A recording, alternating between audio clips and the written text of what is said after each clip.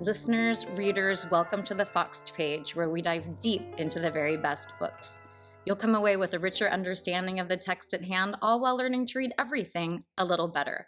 I'm Kimberly Ford, one-time adjunct professor at Berkeley, best-selling author, lecturer, lover of literature, and PhD. I cannot wait today to dive into How the Grinch Stole Christmas. So I'm someone who can sometimes be a bit ambivalent about the holidays, but I also really love them. There's a lot this time of year. There's a lot of energy, a lot of things happening. But one of the things that is really enduring for me are the picture books that we have for this season. It is such a delight to dive today into one of the most iconic children's books of all time. That is, of course, How the Grinch Stole Christmas. I must say that I was actually really gearing up to do a little seminar on A Child's Christmas in Wales, because that is a story by Dylan Thomas that has a lot of resonance and meaning for me. But then I happened to be on a flight, and some very strange instinct made me want to watch How the Grinch Stole Christmas, the new, I don't know who made it, Pixar maybe, a new animated version of How the Grinch Stole Christmas.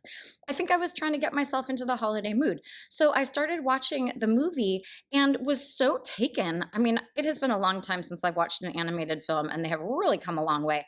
But what was so striking to me was that they had built in a whole backstory for Mary. Wow, what's her name? For Cindy Lou Who. And they had built in a whole backstory for the Grinch himself.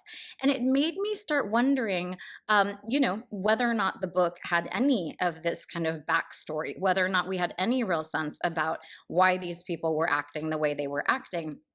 My hunch was that no. My hunch was that, in fact, this full-length feature film was, in fact, adding in a lot of backstory.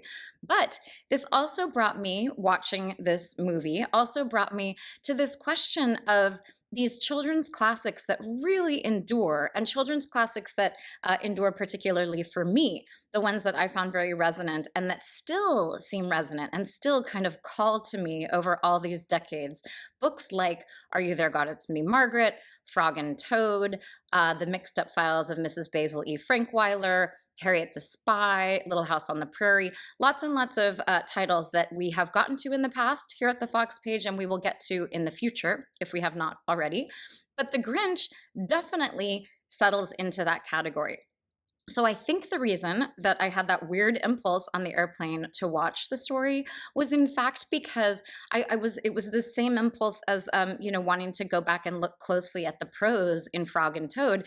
It's this sense of why do these things endure? And boy, was this fruitful. I mean, it turns out that the way that we are drawn to How the Grinch Stole Christmas is really, I think, so interesting. So this turned out to be just an even more satisfying deep dive than I thought it was going to be. So those of you who are watching on the YouTube, I don't even think I need to explain anything about the hairdo or about the outfit. I'm just going to let it stand at that. For those of you who are just listening to the podcast, maybe you'll have to pop over to the Fox Page Instagram or the Fox Page YouTube channel if you would like to see the images, not just of me and my outfit and my background, which is very festive, but if you would like to see all of the images that I will refer to throughout the lecture. And there are some doozies here, people. I mean, there are some very, very good visuals coming down the pike for anyone on the YouTube channel. Okay, so we're going to really dig into this enduring presence. Dr. Seuss is one of the most high-earning, but also most successful children's authors of all time, and I think for very good reason. There's lots and lots of inventive language in his work. He's kind of that double threat of an incredible illustrator and an incredible prose stylist, which it's always so interesting to me to look back at favorites either from my childhood or the books that I read to my children and think about who is writing them versus who is illustrating them. And whenever it's the same person, I'm always just like, oh my God, what a genius. And Dr. Seuss, there is a unique and kind of wacky and almost kind of unsettling and sort of objectively unattractive aesthetic that is so deeply resonant and so deeply attractive on some level, that I really was excited to revisit. I think that now there's a Dr. Seuss font. There is a font called Grinch. I think there is this he has reached icon status, certainly for Americans who are my age, 54. You definitely probably grew up with some Dr. Seuss, as did generations before and generations after. So as I said, it's really been a fun thing to deep dive into, because I knew that the prose was going to be excellent, and we are going to get to that. We're going to discuss why the prose and why the illustrations are so unbelievable. But there also was all kinds of other stuff about Dr. Seuss that I found absolutely fascinating. One of the things that happened that was so weird for me is that I walked into the bookstore, my local bookstore, Kepler's Books, here in Menlo Park, and was going to get myself a copy of How the Grinch Stole Christmas, because we didn't have any. Weirdly, or maybe not weirdly, the only Dr. Seuss that we had was the Sneetches. So I went in to go buy a copy of it at Kepler's, and the woman handed me a book that looked like How the Grinch Stole Christmas. And then she said, "Do you also want the sequel?" And I was like, "What?" And she's like, "Oh yeah, there's a sequel." And I was like, "How is there a sequel? Dr. Seuss is dead." And she's like, "Yeah, it's weird. They brought him back from the grave." And then we started laughing. They did not, in fact, bring him back from the grave. It's actually like weirder than that, which is, although it's not, it's just like a total capitalist thing. Some artist and writer duo, I will remember their names in a moment, that have continued this sort of Dr. Seuss legacy, which is, of course, very much in the interest of the Dr. Seuss estate. At one point, Dr. Seuss was the most high, grossing dead celebrity. So there's this very sort of lucrative machine that is churning out these sequels. And it had not occurred to me, in fact, that the legacy was continuing. And tell you the truth, the book that she handed me was actually the sequel. It was called How the Grinch Lost Christmas. It was a red book. No, it was a green book. It was a green book. This is the one she handed me, How the Grinch Lost Christmas. And then right next to it, of course, was How the Grinch Stole Christmas. But of course, I was like, wait, what is happening here? Why are there two different versions? And actually, How the Grinch Lost Christmas, if you're on the YouTube here, it's got this nice, foil kind of cover. It's actually like stealing some thunder from How the Grinch Stole Christmas, which is actually kind of weird and maybe not that great. But I walked out of there with both books and quite a chip on my shoulder. I just was not into the idea of a sequel. I was not into the idea of capitalizing on this genius man, who is also problematic, which we are going to get to. But I just was like, wait, I am not going to like this. I am not with this. I don't love the idea of a sequel. It was so charming. It is very different than the original, and I will persuade you all, I hope, as to sort of why it wasn't a complete success. But I have to say, it was kind of a joy to read. I mean, when you have someone whose prose is so unique and so just joyful to read and so inventive and so like well done, it is a pleasure to have more of it. I'm not totally endorsing the sequel, but I'm like kind of endorsing the sequel. Okay, those of you who like an agenda, I'm going to lay out the agenda. We're going to talk about his biography very briefly. We're going to talk about some of the controversial aspects of Dr. Seuss's legacy. We are then going to talk about the Grinch itself and why I think it has this enduring legacy. Then we are going to talk about the sequel and some of the strengths and weaknesses therein. And then we're going to close by talking about why the prose, which is in fact poetry, why the text of these books is, well, of all of Dr. Seuss's oeuvre, why it is so strong and why it is, I think, still so resonant. So the biography, Dr. Seuss, Theodore Seuss Geisel. I'm slowing down like that when I'm saying it because it's called, like, his middle name, it's not Seuss, it's like Seuss or something. I learned that, by the way, some of this information, I read a whole bunch of interviews, as I always do, and lots of articles and different things. And Things You Should Know, that podcast, those two guys are really cracking me up. At one point, they were talking about how one of Dr. Seuss's imprints was the guy's like, I think it's Houghton Mifflin, and the other guy was like, no, it's Dunder Mifflin, and I really got a kick out of that. That's a little Office reference for some of you who aren't totally into the Office, cosmos. But he's a very storied person, and I knew nothing about him other than that he was a graduate of Dartmouth College, also my alma mater. I did know that. And I knew that he died in 1991 because I was at Dartmouth. That was the last year I was there in 1991.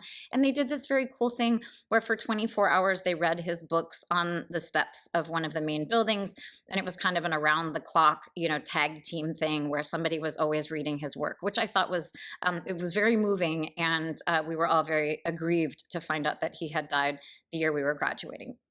So Dr. Seuss Theodore Seuss Geisel was born in Springfield. Oh my God, dog. I have a dog coming. It's not close to the tree is not good. He was born in Springfield, Massachusetts in 1904. He was from a German family, which I think he got kind of teased and bullied for. His grandfather and father both ran the family brewery. And the guys from Things You Should Know made the point that it would be so prohibition was crazy for everybody. But if your family business was a brewery, what a bummer, I mean, here's this German, tradition that they have brought to the United States as immigrants. They're doing very well. And then, prohibition kind of really put an end to the Geisel family tradition there. But he went on to Dartmouth. He worked, he was already illustrating and writing at that point in the humorist magazine there, which is called the Jack-O-Lantern. He was apparently kicked off that because of drinking, which is actually very typical of Dartmouth College. There's kind of a gross amount of drinking that happens there. And apparently, maybe it was also during Prohibition. Let's see, 1904, could have been. No. Prohibition's a little later. Anyway, I don't know. I'm no historian here. May or may not have been during Prohibition. But then he went to Oxford in England. He was going to be a teacher, met a woman there, Helen Palmer, who ended up being his wife. The next thing was so surprising to me, which is that he never had kids, never wanted kids, very famously said something like, you have the children, I'll entertain them. That was his tagline, or would be now if he was Dr. Seuss, you have the children, I'll entertain them, that kind of a thing. His second wife he married did have 2 children. I read something so interesting. There was a lot of stuff about how he didn't really like his stepdaughters and how he sent them off to boarding school and how he was this kind of curmudgeonly guy who didn't like kids. And after her mother died, his stepdaughter wrote this really nice rebuttal of that and said that it was just such a dream growing up with him. And when she was 9 years old, he became her step pop. And now there was no door to his office. And he used to draw these little pictures for them. And he would drop them on them, which I think is kind of a weird way to say that. But apparently he drew these cute little cartoony drawings and dropped them on his stepdaughters. Apparently, maybe they were on the floor or at a desk. I don't know. But that he was very warm and very sort of whimsical and really that they had this really nice family bond, which I was so happy to hear. I didn't really love feeling like he was a curmudgeon, but I mean, people are real. People are real. And he was not into kids. Important note, he did want to be a novelist in the very beginning, and there's kind of this whole tale, may or may not be apocryphal, that he was walking along and ran into a Dartmouth alumnus who was a classmate of his, and he happened to have a manuscript copy in his pocket of a children's book he was working on, and this kind of young and hungry peer of his took the manuscript and published it, and the rest is history. So he was not really very successful apparently at becoming a novelist. When he went to Oxford, he thought he would be a teacher. He did fight in World War II, although I think I don't think he saw actual combat. But he, during that time, was this is very important to me, he was very anti-fascist. In fact, Yertle the Turtle was actually it's an anti-authoritarian book, and it was certainly very anti-Hitler, very specifically anti-Hitler. And for those of you on the YouTube channel, I'm going to throw up a couple of political cartoons. For a long time, he was working as a satirist and a political cartoonist. Can you hear that dog? Can you hear that dog? I'm going to show you the dog. There she is. There she is. You can see her. She wants to go out. She's over by the door. Oh my God. I'm gonna have to go let her out. Anyway, so he did work as a political cartoonist. So I'll throw some of those up there. And he was very anti-authoritarian, anti-fascist, also very anti-isolationist. So that's the cartoon I'm showing right now. He was really not into this whole American thing, like, we're just going to let the rest of the world have its problems and we're not going to intervene. That was not to his liking. He very much wanted to become involved in the war in order to help people who were suffering in Europe. So he went on to have a modicum of success with his children's work. And then in the middle of the 50s, he had like some enormous year. I think in one year, he wrote The Cat in the Hat. And then there was like some challenge by his editor to write a book that was shorter, to write a book that was 50 words. And Green Eggs and Ham ended up being exactly that book. And both of those books were meant to be like reading primers for children. They were meant to like help children learn how to read.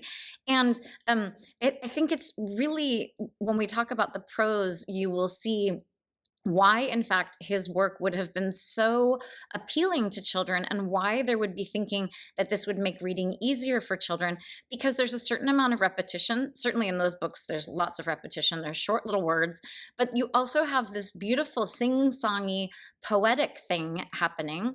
So he always writes in something called anapestic tetrameter, which we will get to later. But it's a really appealing and very consistent kind of rhythm. And then he also writes almost always in rhymed couplets. So if you think about, how much easier it is to learn something in a song than just to memorize words, he was really helpful in terms of teaching children how to read, because he was able to put this in this kind of sing-songy and also predictable and somewhat repetitive language that was much more intuitive for children than simply prose. And I believe it was the same year when Cat in the Hat came out that he also wrote The Grinch Who Stole Christmas. Big year. Big year for Teddy Geisel. I don't know if he went by Teddy, but I'm just throwing that out there now.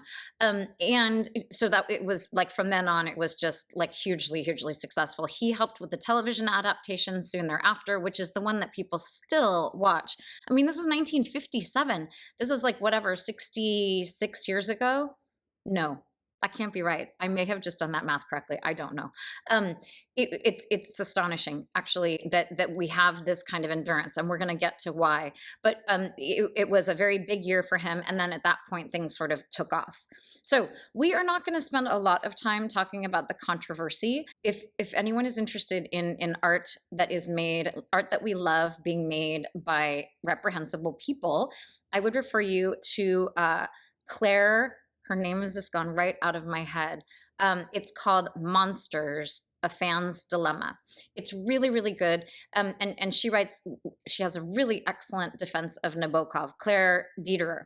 So if you go back to the Fox page, you can listen to that lecture about Monsters, A Fan's Dilemma.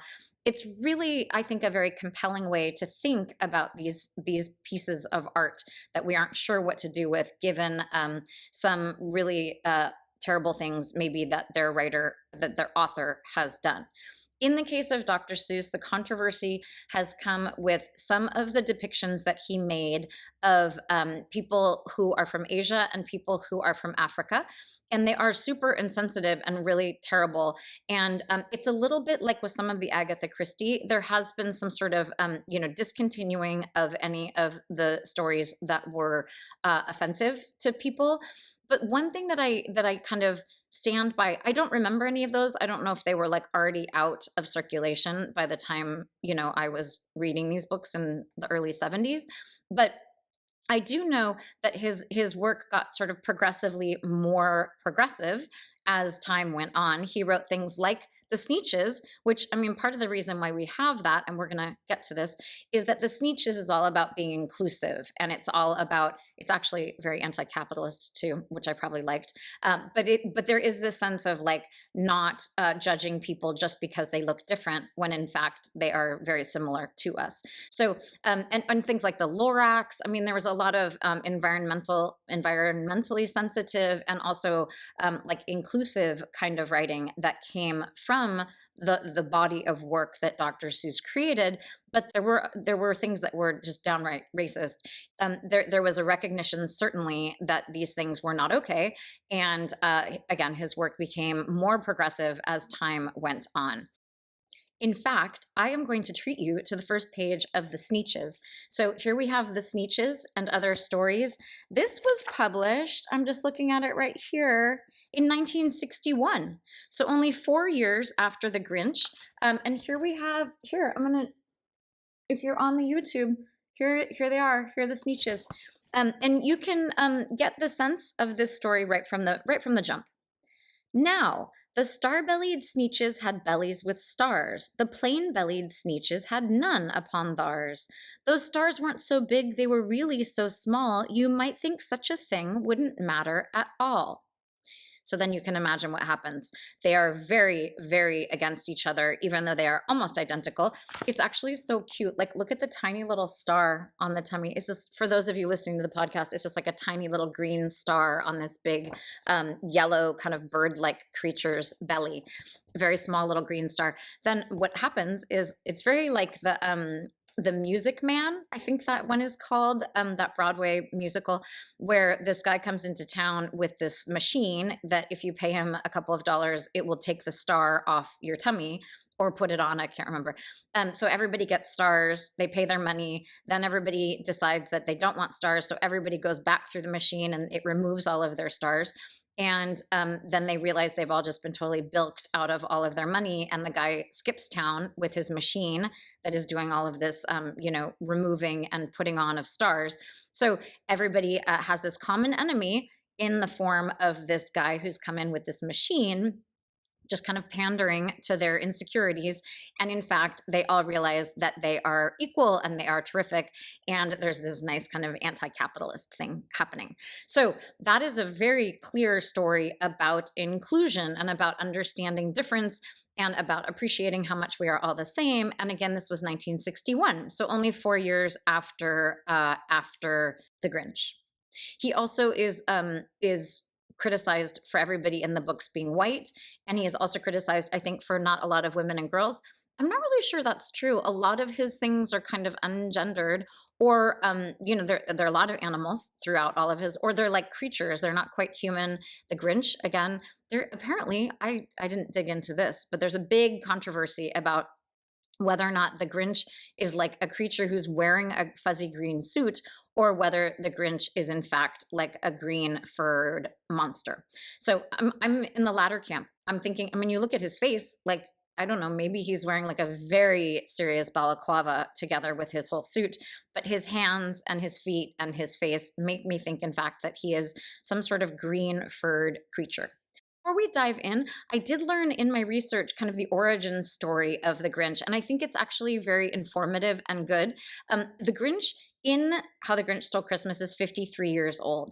And there is a story that was, I think, in an interview, it was quoted in an article that I read, that said that the morning after Christmas, Theodore Geisel looked at himself in the mirror and saw someone scowling back at him and wanted to sort of get to this idea of like why he hated Christmas so much. Apparently he did not love Christmas.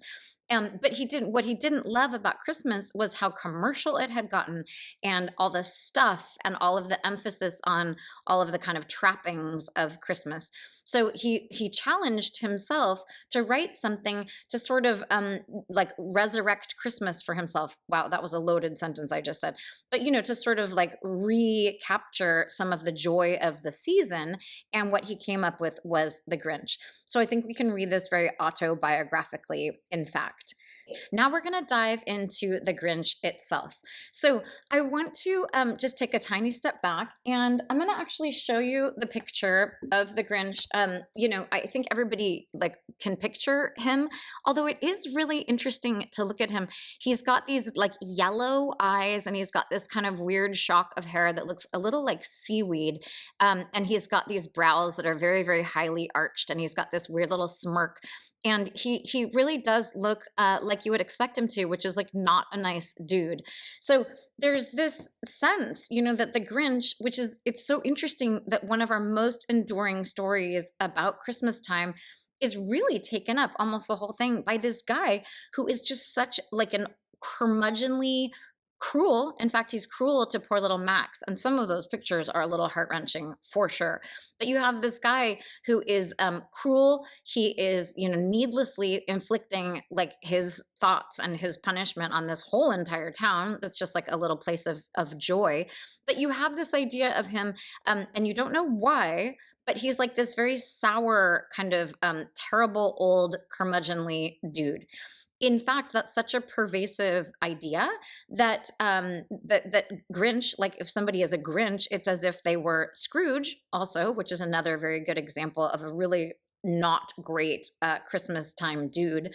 But I think these figures really loom large. In the case of the Grinch, we have this real sense of kind of celebrating him on some level, even though he is this kind of very sour, dour, curmudgeonly guy. Importantly and famously, in Dr. Seuss, in How the Grinch Stole Christmas, there is no explanation for why he is this way. So we don't know why he's so bitter. We don't know why he hates Christmas. We don't know why he wants to ruin it for everyone else. And in fact, Dr. Seuss is very clear about not wanting to explain that. I'm going to read just the very beginning of the book, and because this part about not asking why the Grinch didn't like Christmas is right at the top, right at the very beginning. So here we're diving in. Every who down in Whoville liked Christmas a lot, but the Grinch, who lived just north of Whoville, did not. The Grinch hated Christmas the whole Christmas season. Now please don't ask why. No one quite knows the reason. It could be his head wasn't screwed on just right. It could be, perhaps, that his shoes were too tight. But I think that the most likely reason of all may have been that his heart was 2 sizes too small. So there we have Theodore Geisel telling us right from the start, we don't know why this guy is like this, and that is simply a mystery that you are going to have to live with. It is a mystery that has been solved, quotation marks intact there. It has been sought to be solved by different adaptations, but in fact, Theodore Geisel is very clear about the fact that we're not meant to ask that question.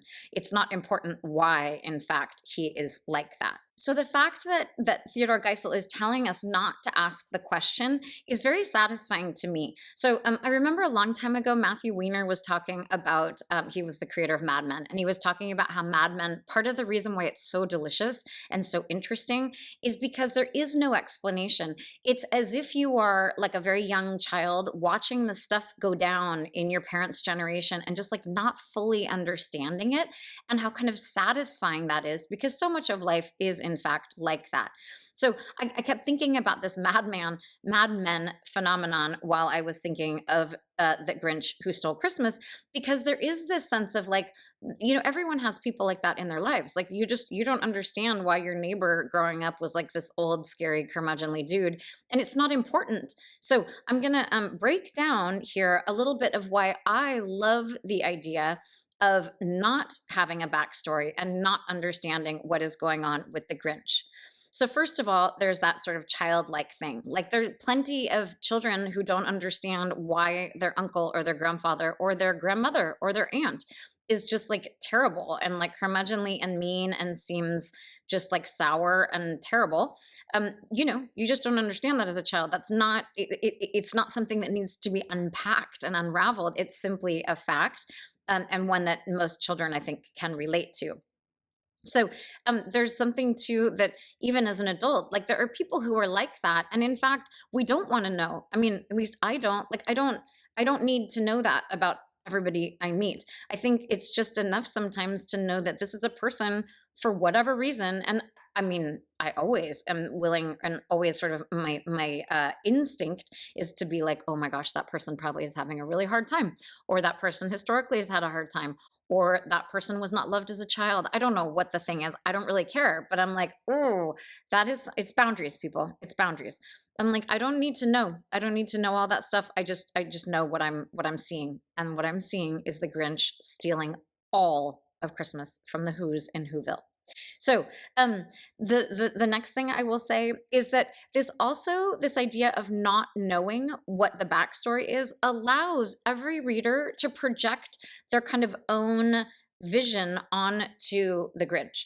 So, if you did have an uncle who was a total jerk because your grandfather was a jerk, and that uncle was like, I don't know, the youngest and once did something terrible and his father never loved him. I don't know what the story is, but you can kind of project your own vision onto the Grinch. Or maybe it's as simple as like, again, like your creepy neighbor down the street who was always really scary when you were little. There's this ability to, if we don't have any backstory, there's an ability to project our own experience onto the Grinch, which I think is very freeing and very important, that we can have our own version of the Grinch. One thing that I think is also so important is that then you don't have to sympathize or empathize. So, interestingly, this I don't think will spoil anything for anyone, but in the animated movie that I watched half of on the airplane, they have this kind of whole flashback for the Grinch, and I really liked parts of that movie. It was so like revelatory for me because it was so inventive and interesting. Like they did such a good job. But I didn't need this whole backstory, which is that one time, this is right off the top of my head, and you all know that my memory is really bad, so this could be wrong. But my memory is that they do this flashback to him when he's like in an orphanage, and he has a Christmas that's like he's all by himself, and it's very sad, and he's like lonely, and he spends this terrible Christmas. So then, of course, Christmases are always awful to him because he grew up without a family and without any kind of Christmas revelry. Okay, so the problem there is then you have to empathize, or at least you have to sympathize with the Grinch. I'm like, I don't want to sympathize or empathize with more people. I don't want to have like something about being like, oh my God, the poor Grinch used to be an orphan. Like, that is not the point for me of this story. The point is like, we've got this old dude who, for whatever reason, is curmudgeonly and terrible and, just like a mean, old, wizened up dude. I don't know why I think he's old. Oh, he's 53. I mean, he literally tells us 53 is a baby. That's a young spry chicken. But I understand that if you were a child, 53 would seem very old. Okay, and then lastly, the last point I will make about how I don't like a backstory is that I think so many parents can relate. So as you're reading through, there is something really delightful. I think most parents, by the time you're raising your children, there's a certain amount of cynicism that can come with the holidays. There's a certain amount of just like not wanting to do all of the stuff and wanting to do all the singing and do all the decorating and all the tree stuff and all the trimmings and all the food and the who beast. I think that's what it's called. The who feast and the who beast. There's this sense of like, oh my God, I'm just tired of all this stuff. I would like it to just go away. So there is, I think, a certain cynicism that parents can relate to with the Grinch, just because he's like, I don't like Christmas. I mean, I think everybody who's an adult feels like that at some point. But if you're like, oh my gosh, wait, but he's got this whole backstory and like we really are meant to feel sorry for him, it's much more difficult to feel like you can relate to him. In fact, there's an excellent quotation by a guy named Dan Chris, who wrote in Slate about why there is this kind of enduring, affection for the Grinch. So he says this: many a parent has discovered, reading the book aloud, a certain malevolent zing in performing the Grinch, because the stress of the holidays can, at times, activate the Grinch in all of us. 364 days of the year, we insist to our kids that possessions aren't important. And then on Christmas morning, Santa's largesse hits them like toxic waste. They mutate instantly into acquisitive monsters, ripping the paper off presents and tossing them aside after only a moment's pause to get to the next. So I love that. This idea that we, like every parent can relate a little bit to this Grinchiness, and that in fact, that's part of the fun of the book, certainly when you're reading it as a parent. So, and we can take this kind of one step further. And when we're not even talking about the parents, if we're talking even about the children too, there is a kind of a nuanced look at Christmas in this story. So we have this kind of anti-commercial feel to it. It's totally not like this kind of saccharine kind of schmaltzy, sweet, old world, sort of Christmas tale. In fact, it's a little edgy and it's a little cynical and it's unusual. The prose is unusual. The illustrations are unusual. And I think we really like that. And for someone like myself who can be fairly cynical, it's really nice to have that cynicism and that darkness embodied by someone like the Grinch.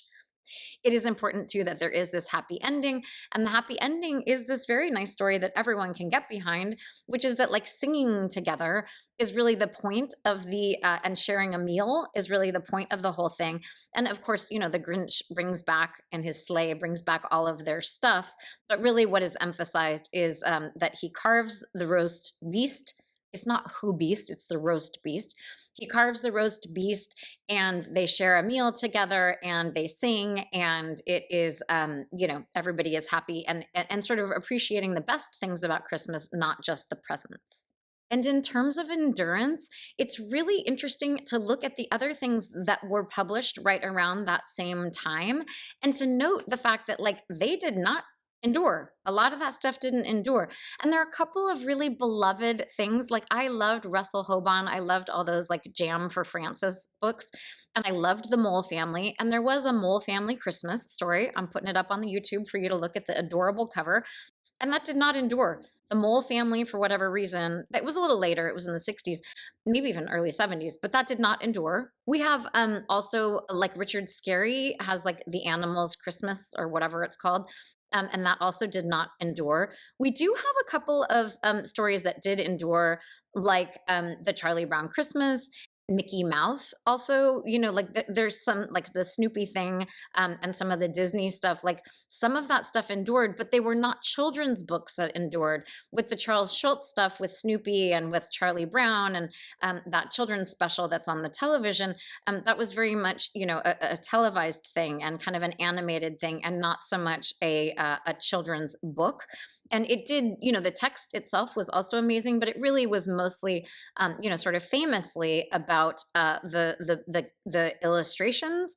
Oh my God. And all of those parents all, mwah, mwah, mwah, mwah, mwah. That was genius. I mean, you have to hand it to Charles Schultz. It's too good. It's too good. We have those. And then there are actually a whole crop of things. For example, Miss Flimsy's Christmas or Velvet Eyes, or a couple of these other things like Howdy Doody Christmas or a Holly Hobby Christmas. I mean, there are a lot of things that were actually fairly familiar from that era to me that did not endure and have not endured and did not end up like spawning a sequel, which is frankly a bit creepy, but also did not, did not bring out these huge adaptations that are very much a part of the American Christmas experience. Okay, so now we're going to move on to my experience of the sequel. So I did go and I looked at like what the, what the Dr. Seuss or the Theodore Geisel like estate had to say about it.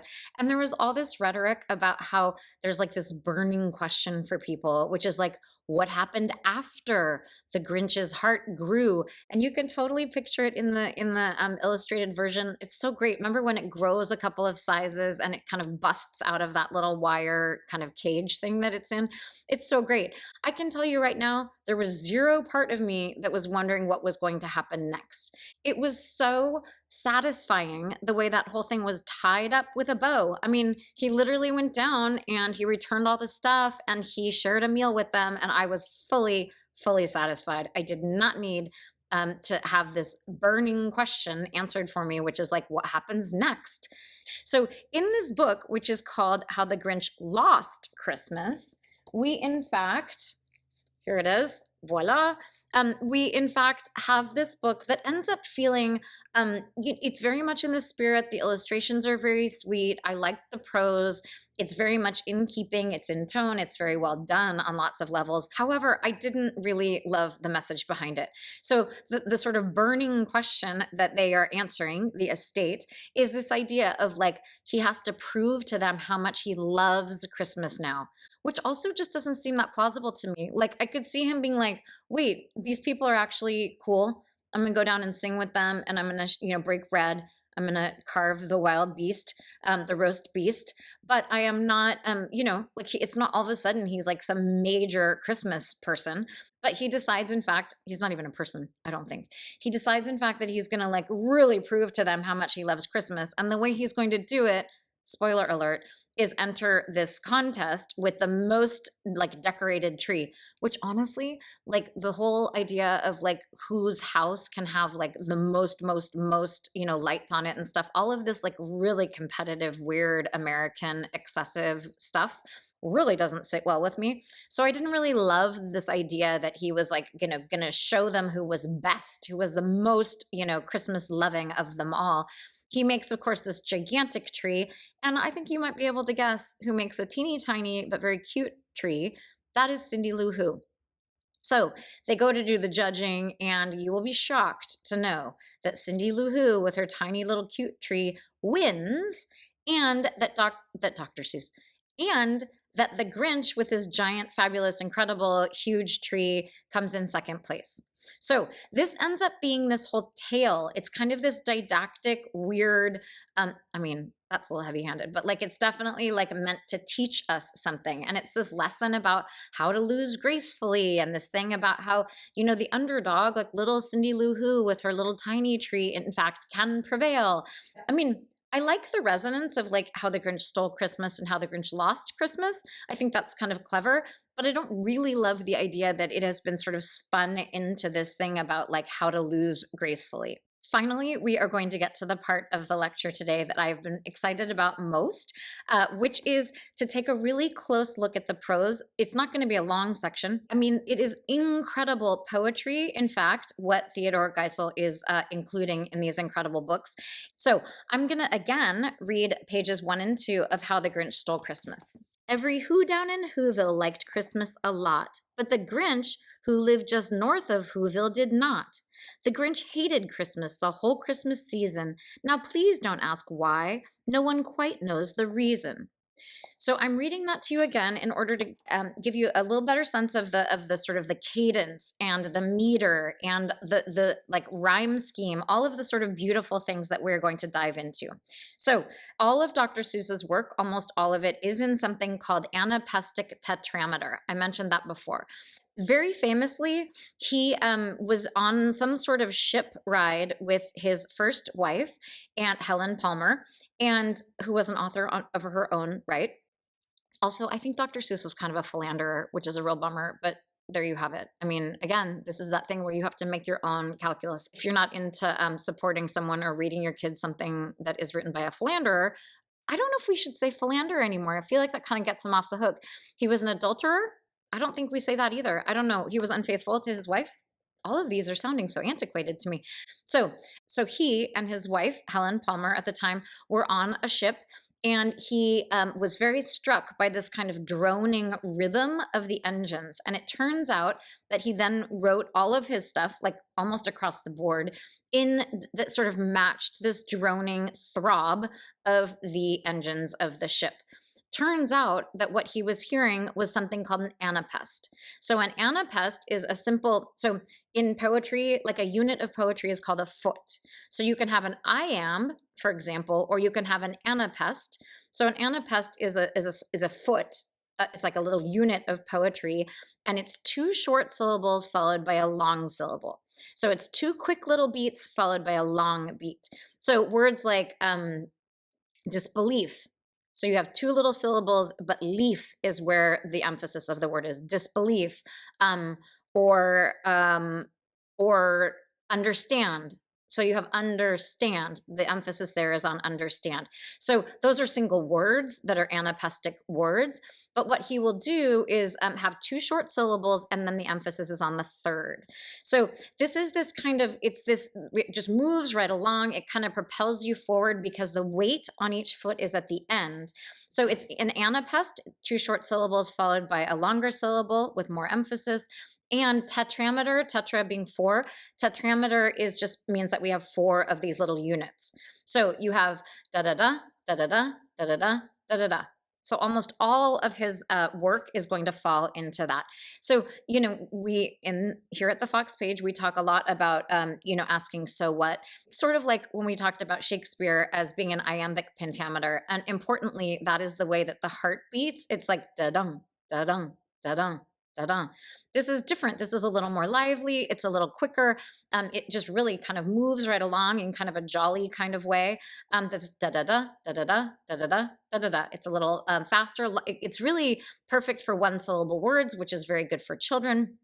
So it's a very good kind of meter for him to be using. But I really love the idea. I hope the story is true, that he sort of picked it up from, the sound of these engines. And lots of poetry is, it does come like from the heartbeat or from the sound of an engine. I think a lot of poetry are these sort of like important kind of ambient or physical sounds that we hear around us that we adapt our speech to because they're these kind of inherently pleasant rhythms.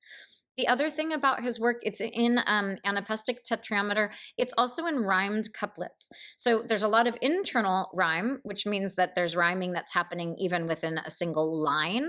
But he always is, he has this very kind of satisfying and very cohesive, rhymed couplets. So it's like A, B, B, C, C. And sometimes it's CCC, but it's this very satisfying, very predictable thing, which again is very helpful for young children who are wanting to read. It's also, or learning to read. It's also very helpful when you're reading this stuff aloud, you really get into the rhythm of it. And it's so fun. It's so pleasant to read because you're kind of, you can just move right along with the beat. And you also, because the rhyming is so consistent, it's very satisfying because you feel like you're sort of creating this poetry yourself as you are reading aloud. It's really just delightful.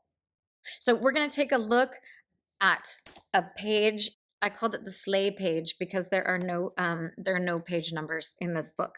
I actually don't know. Oh, this is when, oh my gosh, look at poor Max. This is when they are heading down the hill to go steal everything. They've got their bags and their sacks on the back of the sleigh here. So we have this. Again, this is anapestic tetrameter in rhymed couplets. Then he loaded some bags and some old empty sacks on a ramshackle sleigh, and he hitched up old Max. Then the Grinch said, "Get up," and the sleigh started down toward the homes where the Whos lay a snooze in their town. It's so delicious. It's so, so good. I mean, yes, it's simplistic, but it's also really not. It's really very sophisticated. We're going to look why. So then he loaded. So you have that load is the sort of long syllable. Then you have the ed, the past participle ending, and then some bags. So you have bags there and some old empty sacks. So you have some and some. There's lots of repetition throughout, which again is going to help an early reader, but also it's providing, that repetition provides this nice kind of rhyming, kind of rhythmic repetition like a song. Then he loaded some bags and some old empty sacks on a ramshackle sleigh, and he hitched up old Max. So in this case, the rhyming couplet, the final words there are sacks and Max. So those are both assonant and consonant rhymes, meaning that the vowels rhyme and the consonants rhyme. It's kind of a perfect rhyme. It's very simple on some level, but it's also just awesome. And then I have to point out like a ramshackle sleigh. So ramshackle is so good. It's almost an onomatopoeia kind of a situation. It sounds kind of like what it is. A little further on, then the Grinch said, "Get up." So you have Grinch and Gedap. So you have that glottal there that's just like this voiced glottal that's the G and the Gedap. It's really so good. And Gedap it's like giddy up, He says Santa Claus, and he says Gedap. There's some kind of, I don't know if that's regionalist. I don't really know what that is. Or maybe it's 1950s. But, kind of like a giddy up kind of a thing. So we have repetition of sleigh. Then the Grinch said, "Get up," and the sleigh started down toward the homes where the Whos lay a snooze in their town. So here we have this internal rhyme where the Whos lay a snooze. Whos lay a snooze is just like, it's so satisfying. And you have this beautiful, again, you have the voiced and unvoiced sibilants here with the snooze. It's so kind of, God, it's just beautiful. And again, here we have down and town. So these are our rhyming couplets. I'm going to read it again because it's so irresistible. Then he loaded some bags and some old empty sacks on a ramshackle sleigh, and he hitched up old Max. Then the Grinch said, "Get up," and the sleigh started down toward the homes where the Whos lay a snooze in their town. It's just unbelievable prose. It's sophisticated, and there's all sorts of different things happening, but it's also very simple and very appealing and really, really fun to read. So there is also some variation, and it's a very nice kind of variation. It almost acts as a refrain. And I hadn't remembered this part, but it really was fun to come across it. So we have this repetition occasionally of four instances of a noun that's repeated. So it happens with noise, noise, noise, noise, and feast, feast, feast, feast, and sing, sing, sing, sing.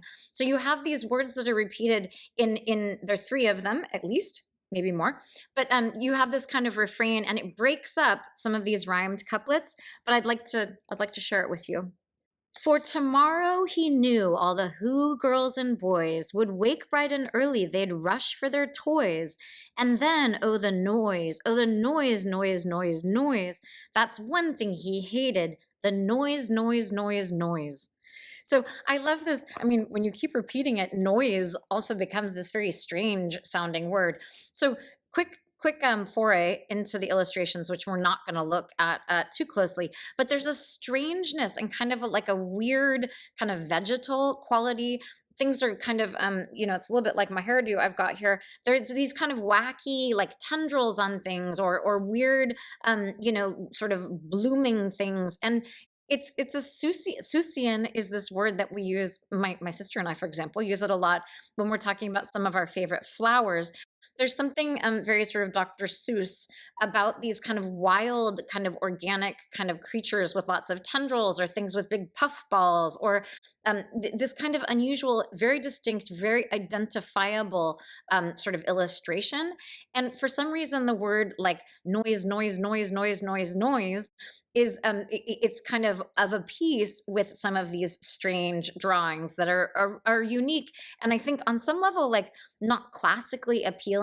This is not like all of the copies of like 'Twas the Night Before Christmas, where you have the blue and the moonlight and the snow and the window sash and the beautiful robe and the nightcap. I mean, it's not that kind of nostalgic, beautiful, soft focus, old school feel.